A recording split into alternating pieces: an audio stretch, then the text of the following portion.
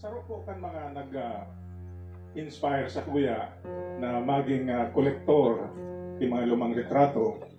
Nagpumpuy ni kang ako nasa high school pa sa Bicol University na kung saan in 1973 iko po ki sarong grupo ng mga taga National Geographic na nagpapaaram na kalkalon po ang site ng Daraga Tagsawa.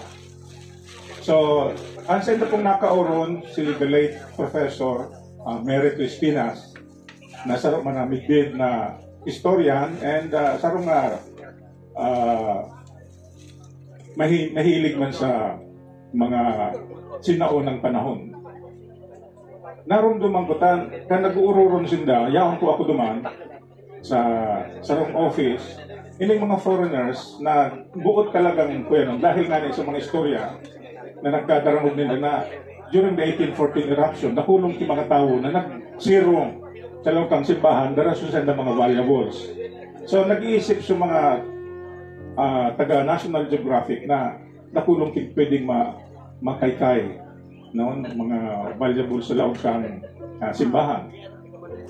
Ang taramong po ni Dr. Espinas, dahil na ninda pag-iroon, dahil na ninda pagkaluton, kasusupgan ang abuta. Wala man niya kamang makukuha dyan. So, nag-decide sa kuyan, so team kang National Geographic na pumasiring po sa Bishop's Palace. Ang dating obispo po si Monsignor Pases, Giotimo Pases, yung man po so simbag duman sa grupo na dahil na nindo pag-istorbohon ta. Wala man kamong makatay kayo dyan na valuables. So, ini po, sarap kang mga hanggang ngayon narurumduman ko kung nga ta nagkahilig man ako na magdamot ng mga lumang retrato as in iba pang mga may value, historical value. And sa ngunyan nga iba kitang binding blow-up photograph na yan po dyan naka-display. And 10 kan mga paintings sumanya man dyan. Ining mga retrato po nagpapahiling kang itsura, kang kagsawa, no? Dahil pa man kayo kang 1814 na retrato. So, iko kisarong American photographer na way back May 14, 1938, nakakuha siyang retrato kay niyong fasad. Ini atubangan kang kagsawa na intact pa po sa main charts. Actually, ang kagsawa, separado po ang belfry, yung kampanaryo, separado sa main structure kang simbahan. Ini si Pembleton na nagparako at retrato, maawuton sa lugar, nakulong pa po kimi kuya. Dahil man nag-intindi pa ka ito na linigon ninyo. So, mahiling pano ki sa guso, pano ki mga ate, and so on. So, from 1938, na na-publish ini yung retrato ni Pembleton, Robert Pembleton. Ining mga special minting hali sa ibang lugar, nagkaiguanin interest. And so, sa mga local people man kang lugar, nagkaigwasin ng inisyatiba na linigon, pakarayon. Ang katotohanan, ang belfry na separado nga and so main charts, sa mga retratong nahiling ko, nahiling yaon po dyan sa ibang mga pictures na nakadisplay, marayong pa po sa struktura. No? So mga tao pala, itong panahon, tandayin na sintaki gamit na mga kahoy, saro-saro sa mga parte kang simbahan na pinagkuha. So, iyan ang sarokan mga kuya. Dahil man niya talagang nakalubog ang bilog na simbahan, as mentioned by some history books and authors. No? Medyo na nag-glamorize to istorya. So, magpumpo ka itong 1938, pinaglinig ko iniyo, and sigun pa nga niya sa nakuha ko man na istorya, 420 years after 1814 eruption, dahil po tagayunan ang kagsawa. Napabayan po 420 years. So, sa ngunya na iguana po kita kisirin kayo yung advento kang turismo, takuraan po ang nagiging papel kang istorya kang kagsawa, specialmente po sa mga bagong tubo, sa mga new generation. And ang sarap na makakapagpakusog kang istorya kay niyong sa tuyang namumutan na lugar, ayo po ang may tatao ni Professor Dr. Danny Hirona, no? Base po sa mga sayang nakalkal na mga facts, no? Dipisilong pa na magtubod siya na sa istorya na they can prove. So systematically si Sir Danny talagang konkretong ebidensya ang pinapahiling. And sa proseso kong araw kay niyo, takulon po kitang maukudan na siring kay niyo ang mga bagay, specialmente po aside from Tagsawa, ang development po kang abaka industry sa probinsya ng Albay. Narumduman ko sa libro ni isang author na Amerikano na Prosperity Without Progress, na sarap ka mga nagpa-asenso kan sa tuyang lugar ang abaka industry. So, kasabay man po sa exhibit ang ini o apera kan mga lumang retrato kang Tagsawa, ini pong development kang abaka sa tuyang lugar, especialmente po sa Daraga. Nakulong po kitang midbid na mga naging negosyante, no, sa pag-ibon ng mga abaka products. And in the process, ini pong mga produktong ini pinag-i-export niya doon sa luwas. And pag sinabi niya itong pinag-i-export niyo, nakula pong bilhin siya yan sa lugar, sa munisipyo. So, mahiling po niya ito dyan, 1920s, may mga retrato kitang natuan na pinagde-develop sa industriya kang abaka.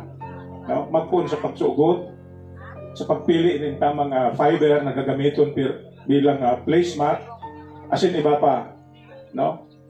Sa pagtanom kan mga abaka plants, and sa proseso, sa pag-dry, pagpamara, and so on.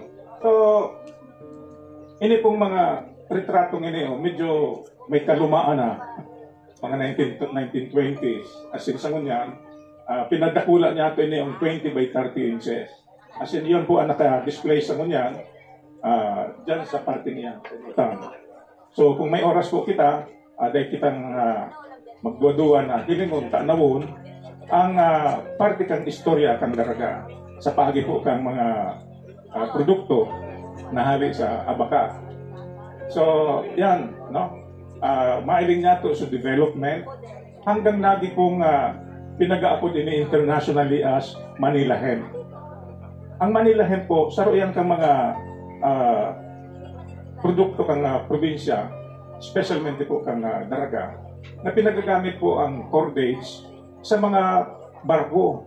Darakula na sailing boats, no? So, sarap kang mga yaon dyan na retrato, ini yung garot ka braso ko kadakula na cordage, na lubid, no? Na kung saan po, so, sarong investor from America, nag-invest siya sa sarong makina na itong madali ang proseso pang pagiging pag-producer ng lubid. So iba man na traditional siya na kamot ang pigagamit, iba man siya sa malilipot, igwa kita kilubid festival na ang sa indang pinakaprodukto, iyo po ining mga lubid. And in the process, ining mga lubid, pinagigibo man ng mga tsinelas, placemats, and so on. Sa ngunyan po, magayon ang development sa lado kang arte because ang Department of Trade and Industry, yun po ang namamahala, siya nag-spearhead kang sarong Republic Act na pinagtatawan ng importansya po ang arte. And ining PISIDA Law, Philippine PISIDA Law, Republic Act 11038, na kung saan so siyam na domains kang art pinagtatawan po kihalaga. Bako lang ang visual arts, bako lang ang dance. There are 9, no? Siyam na iba-ibang klase. Pati pagpelikula, pag-culinary arts, kasarabay po dyan. And magayunan po ang development na niyo because ang probinsya po, especially ang Daraga, kada po pong pwedeng i-offer, no? Sa ining mga 9 domains na niyo, pwede pong partisiparan kan sa tuyang pag-iribak, mga aki, maski man mga gurang, no? So, ining nakulang presidential decree iniyo na namukna pa lang kang sarong taon, pwede po kitang mag-showcase, no? Na araw po pinagdidibo kang DTI na igwasinda nila yearling Orgulyo kang Bicol sa sarong dakulang mall sa Manila. Pwede kitang mag-showcase yan. Bako lang pong mga Abaca products, pa lang mga paintings, photographs, no? Pwede pong kasarabay na po dyan ang pagbaile, ang drama, and so on. As I said, there are 9 domains sa larangan po kang creative industry development. So, sa ngayon po, sa kuya kong iniimbitaran, so mga yarawang po digdiyo, as in mga pag-iriba po, na ining sa tuyang showcasing kang nangyari po, kang mga nakaaging taon, pwede itong balikan, hilingon sa mga yaw po dyan na samot-samot na itong mga retrato. No? Tanganing, abay tayo kita pag-flashback, ano talaga nangyari? Ano ang totoong nangyari sa lugar kang Cagsawa? No? And we can propagate the storytelling as mentioned by Director Hervey na nasa storytelling niya. No? Ano ba nga ni? Sabi nga ni, dakulaon ngayon, pag abot sa tunay, sa ditman sana. So, nasa diskarte po yan, sabi Director, kung paano mo i-offer ang sa imong lugar bilang sarong attraction sa mga turista. Sa ngayon po, ako magpapasalamat sa LGU kang Daraga de Leon, sa tuyang mabuot na alkalde, ang sayang esposa, na natawang kita ng oportunidad na maihiras ang siring kayo ng mga natatago kong mga retrato as in iba pang mga painting. Maray na aga po sa gabos. Thank you very much.